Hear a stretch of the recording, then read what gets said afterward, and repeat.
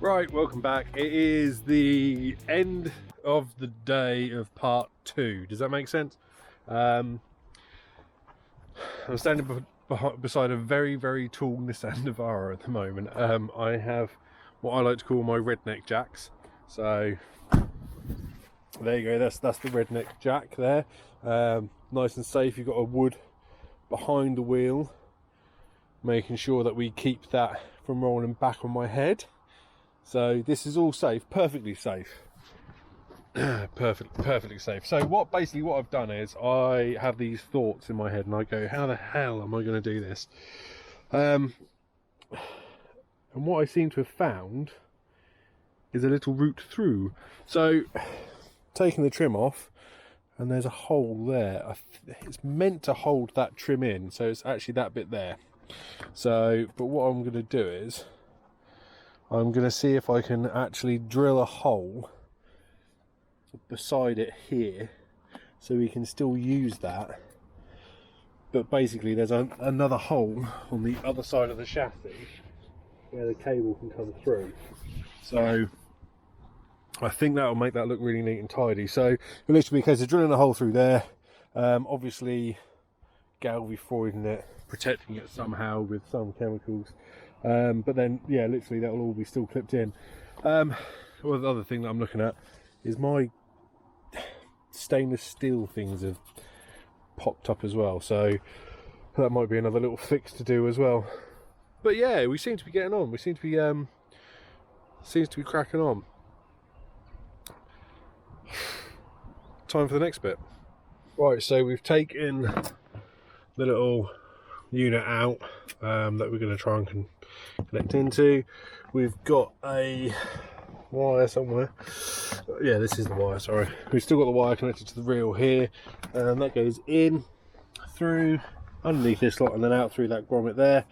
I might just leave it like that. Obviously get a grommet to fit that to stop the cable rub, or just keep wrapping it up with a little bit of insulation tape. That should be all right. And then yeah, pretty much you got cable coming out the bottom, hook it up to the chassis, cable tie out of the way so it's nice and neat and tidy, hook up this side, and I think we've actually got a cross rail. 2 seconds, let me get my blankie out, my lovely blankie, and we have got a rail just there. Or I might look on the other side, see if we can hook them up separately. I think that might be a better idea. So yeah, we're going to hook them up separately. Here's what we'll do. We'll do exactly the same on the other side and bust both of them out from the footwell lights and see if that will work. Hopefully it does. So carry on.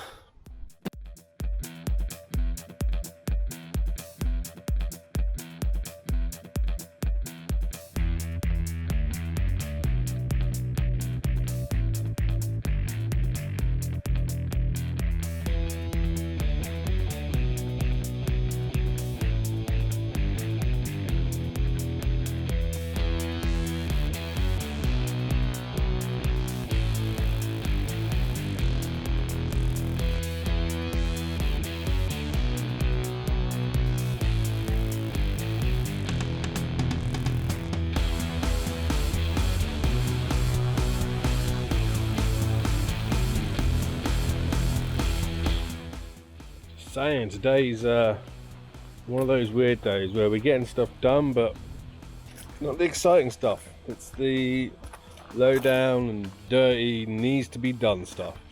So we've got the side brackets here for the rails painted up and primed. We've got the plastic foot plates prepped up and primed. We've also got the end caps primed as well.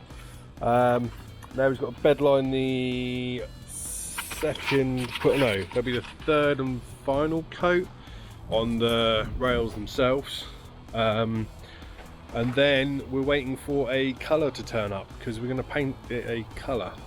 I did mention in the previous video, it's not blue and it's not green and it's not red and it's not yellow, it's not orange. So leave your guesses in the comments below.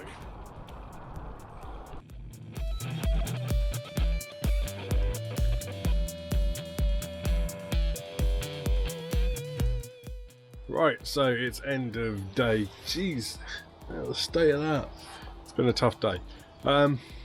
It's end of day, whatever it is. I can't even remember what day it is now. We're on part 3 of the video though, I know that, so this is part 3. So end of part 3, guys, and we have the LEDs all nicely installed. Oh, did you see it? Did you see it? Did you? You didn't? I will say now that this may or may not be the colours. May or may not. You'll have to just tune in to part 4 to check. So, like, subscribe, guys. I know today's been a bit of a slow one really, but sometimes projects happen like that. It's mainly just been a case of sanding back, prepping, just the boring stuff really. The stuff that needs to get done though to make a project look good. So, like and subscribe please, guys, and we shall see you next time.